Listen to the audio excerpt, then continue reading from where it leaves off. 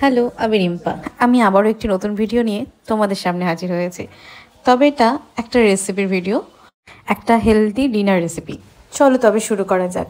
ফার্স্টে আমি একটা আটা রুটি করে নিয়েছিলাম। ওই রুটিটা একটু হালকা করে ভেজে নিয়েছি, তারপরে ডিম দিয়ে এটাকে ভালো মতো করে ভেজে নিয়েছি। তোমরা যদি আরও হেলদি বানাতে চাও তবে আটার রুটির পরিবর্তে তোমরা এখানে ওটসেরও রুটি ইউজ করতে পারো।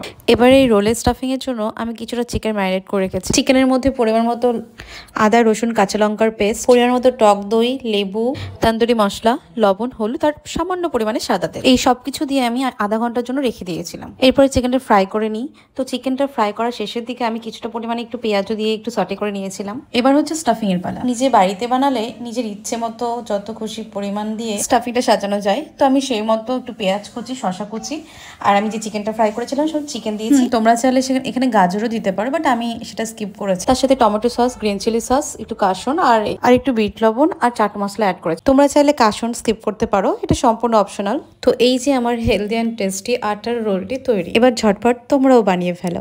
বাই।